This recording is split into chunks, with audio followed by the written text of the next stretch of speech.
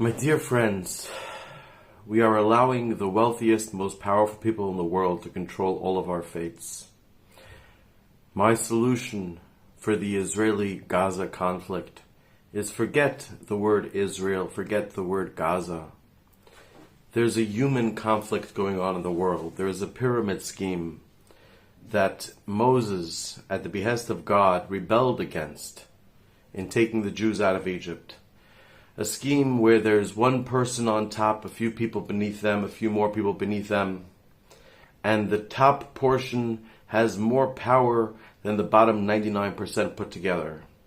For most people, they just want to get by. They just want to not have degrading jobs, hard jobs. And it shouldn't be necessary. It's not necessary in this day and age. The majority of the people don't want to fight. If you give them nothing else to do, they'll fight. If you give them nothing else to do, they'll fight. And that's what the leaders of the world are counting on. That's what the rulers of the world are counting on. My dear friends, my dear, dear friends, please hear me. The way forth is for us all to recognize that we are all human beings. We are all the only child of God. We are all God's beloved. We are all precious in the eyes of God, and we ought to be precious in the eyes of each other. Aren't we fascinating? Even if you leave out the entire God thing, what's more interesting than another human? What's more pleasurable to relate to than another human?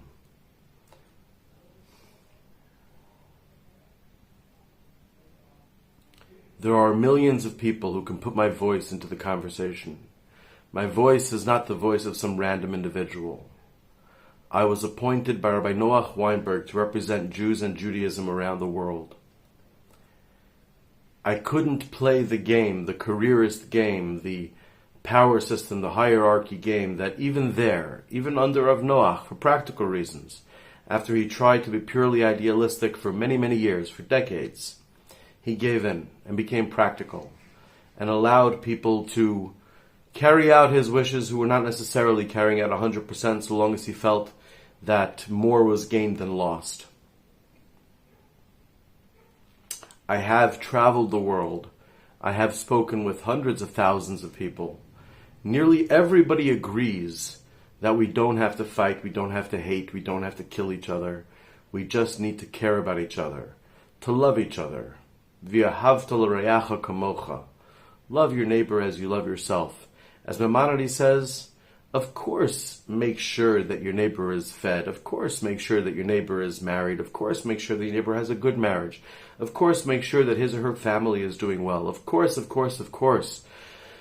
But beyond that, you have to also care about their reputation like you care about your own reputation. You have to care about their finances. You have to care about every other person. It doesn't work if just one person does that. I know because I tried for years. For years, I lived, as long as there was anyone else who was suffering, I didn't sleep with a mattress. I didn't engage in any kind of personal pleasure. I conquered my own personality completely. My pleasure that I got was only from giving others pleasure.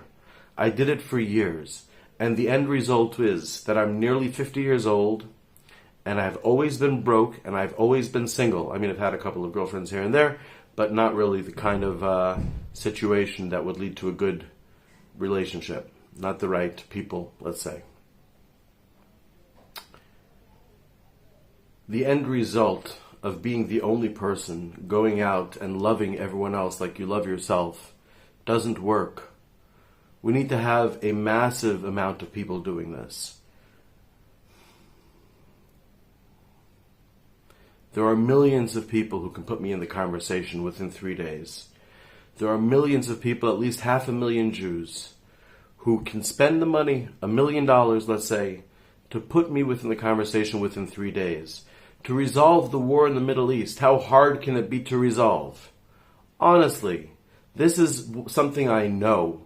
The people who are now officially involved on the Israel side in trying to resolve the conflict are students of mine, one-time students of mine, one-time friends of mine.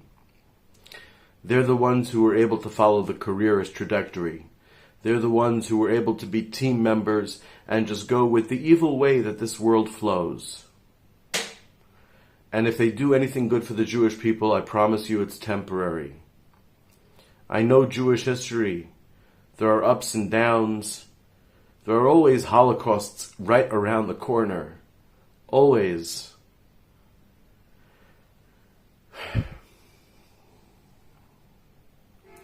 I recorded a video over an hour a few days ago, which is complete sincerity and complete truth.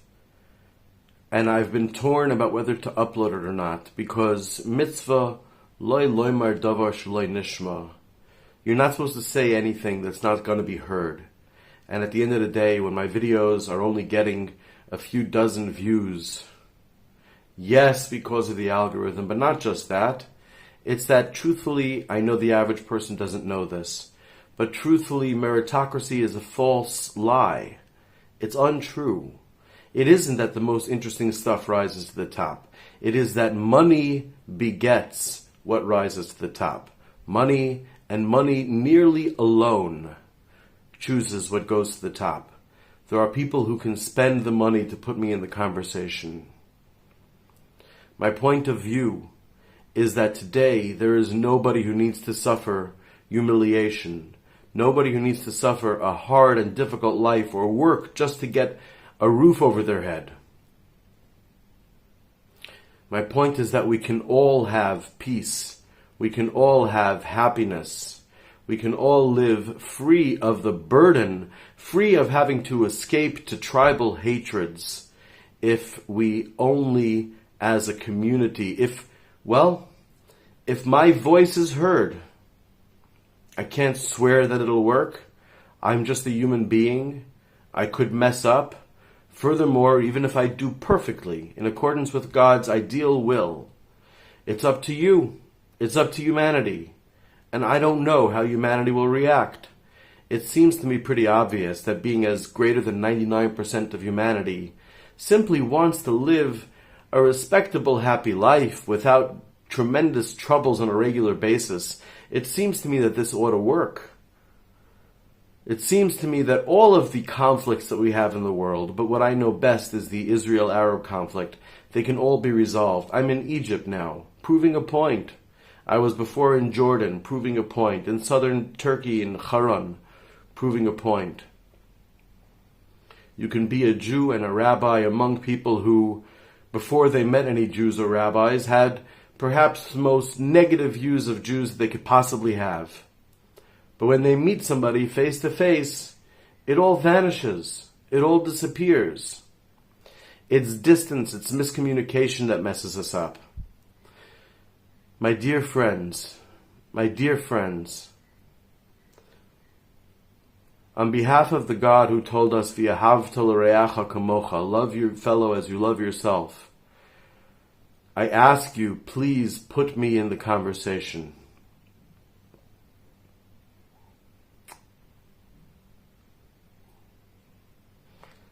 That's it.